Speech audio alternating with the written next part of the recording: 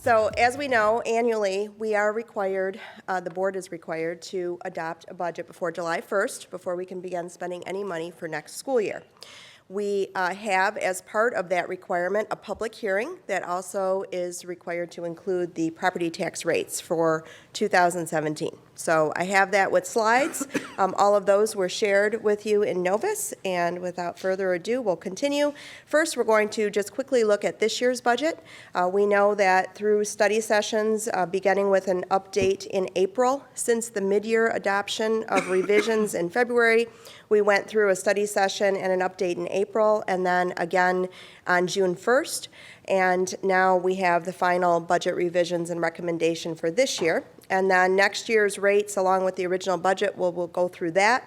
We'll take a quick look at board policy, which is an integral part of approving the budget for next year, the forecast through 2021, and then just a little bit of history and trends. The general fund and the special revenue funds are the funds that we are required to recommend and the board to adopt a budget. So for this year, looking at the general fund first, basically we have three columns. We have the original budget that was adopted before July 1 year ago, the mid-year revisions that were approved, and then the very last column are our final revisions. This final budget actually consistently through the year has improved. I would say if I were to pick one large reason for the improvement between the original and now, it is our enrollment. It went up more than we projected, and that net was a significant improvement for us during the year. The final recommendation includes revenue over expenditures of $1.7 million, bringing our general fund balance close to the bottom of that third column to about $20.2 million. And what's an important key performance indicator is the fund balance as a percent of expenditures, which is 23.4%. That's what we project for the end of this year. Looking at highlights, not much has changed since the last time we discussed this on June 1st. The most significant change between mid-year and the final budget really is the increase in local revenue, and primarily preschool. Our preschool revenue is up beyond what we expected, even as we looked at it throughout the year, and that would be the one highlight I would have as a takeaway for you on this slide of some very minor items going back and forth. For the general fund, revenue by source, our primary driver is foundation allowance, which is actually partially collected locally and also from the state. So I'm going to jump ahead to the next slide because I think this provides us a better picture of our sources of revenue. On the left-hand side, the foundation allowance is about 3/4 of our revenue. And on the right, it breaks it down between state and local. The local portion includes what we've commonly referred to as non-homestead, but now the terminology really is non-principal residents. Most of that, though, will be principal residents, or we've commonly called that our hold harmless millage, which our voters have generously renewed a few years ago. The next slide, we have our expenditures by object. We know that people are our largest cost, and very important people, especially the teachers in the classroom. And about 85 or 84% represents our staff cost. We do have contracted cost, especially with the privatization of our custodial services, and so those would be represented in the green under purchase services, but 84% represents our employees. Looking at the special revenue funds now, shifting to those, our special revenue funds include our center programs and our international academy.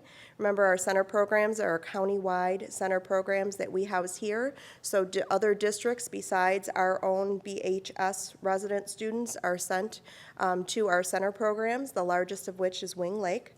We have our International Academy, which is a consortium of districts, and that is actually a group of districts establishing that budget, and we're the fiscal agent, so we are required to include that as a special revenue fund, but that would not represent our fund balance. Then we have our recreation and community services and also food services. In total, it didn't change much throughout the year, but we are looking at revenue over expenditures, about 137 collectively is how we are required to adopt that, which increases that projected fund balance. So now moving on to next year, So for next year, first and foremost, the property tax rates that we have, principal residence, or sometimes we used to say homestead, that is our general operating millage, or our hold harmless millage, and that is 7.7598. That's actually a decrease from what it was because we collect about $4,000 a student for that hold harmless. That amount never changes since Proposal A. And then by looking at the taxable values, we back into a rate.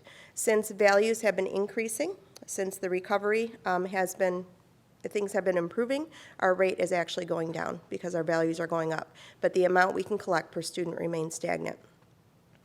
Then we have our non-principal residence, or we've called that non-homestead in the past, of 18 mills for our commercial or business properties.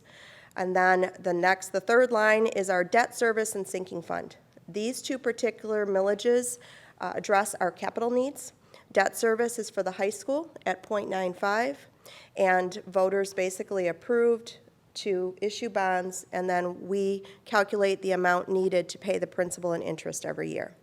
The sinking fund is 0.7165. What's important to note there is a note at the bottom that our voters actually approved 0.74, but it's subject to a rollback when we have taxable values or property values increase greater than inflation. We're not allowed to collect any more than the inflationary increase, so we have to calculate a rollback in the rate, which is permanent. So we will never be back up to that 0.74.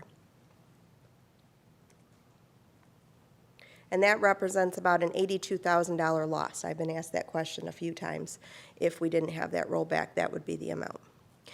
The assumptions we have for next year are important, and I know we've been discussing this not only in cabinet but with the board. When we look at enrollment, our projections are looking very good over the next few years.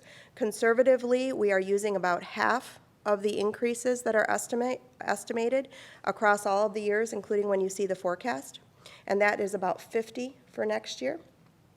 Foundation allowance, I included 50 when we've developed and built the budget, but as we learned in the past week, it is expected to pass with 60, so that's better news for us. And then we also have at-risk funding.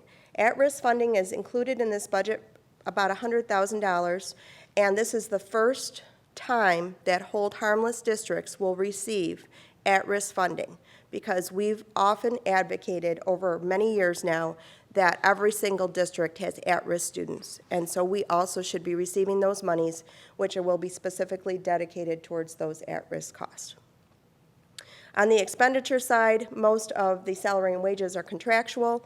The retirement rate is not too far from what this year's is. And then we, at the very last line, have the budget balancing actions that we've discussed and presented in study sessions for all of the years, next year and the forecast. So looking at the budget for next year, we start with the projected fund balance of about $20.2 million. And then when we look at revenues and subtract expenditures, we are looking at a close to break even. Some would say when we go from a 1.7 projected profit, if you will, this year to a break even, why is that? And because our largest cost is staff, and those are contractual, much of that increase are really our staffing costs, salary, wages, benefits included. And that keeps our fund balance projected relatively the same.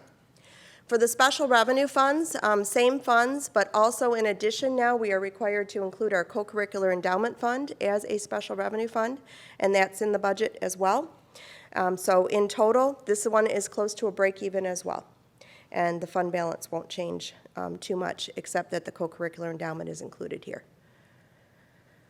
The Board of Education policy, which we've been living by now for a few years, seems like just yesterday when this was approved and adopted, but basically using that key performance indicator, the fund balance as a percent of expenditures, we are looking at 20% to be a yellow or warning light, and then 15% is the floor. That's simplistically how I think about it.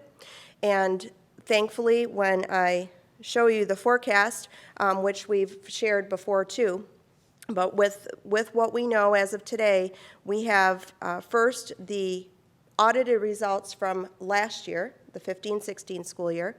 Next column of numbers is this year's final budget projection. And then we have 2017-18 with the close to break even, and then the rest of the years out. So when we look at all of those years and we focus on the yellow highlighted row, the very bottom, we are over 20% in all of the years and just slightly below in the last year. And so we've been discussing that. Those budget balancing actions and plans continue, and that's basically, in the school world, in public schools, how we live. We look to be prudent. We look to do everything we can for our students. And as we often say in our meetings or when we're speaking with principals or others, if it's the right thing for students, we will find a way, and we've been finding a way, and this looks really good compared to where we were a few years ago. The last slide I have is foundation allowance levels. It used to be a chart with a lot of numbers. We tried something different this time. So to explain to you what's going on, there are a lot of years starting in the very left, very colorful. The very left is the 08-09 school year. That's when we were receiving much more per pupil than we are now. We often say that we're receiving less per pupil in our foundation allowance than we did a decade ago. That is true.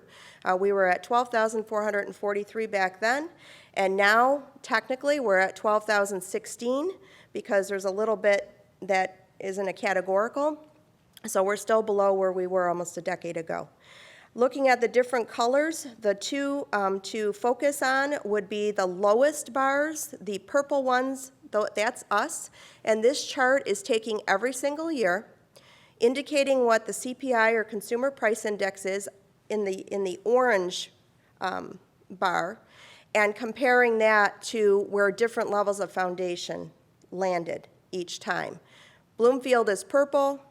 Orange is the Consumer Price Index, so just by comparing those last two bars in each cluster, you can see how drastically different it is, how challenged our purchasing power is basically because the Consumer Price Index is so far greater than our cumulative increases over in each year. Those are the cumulatives.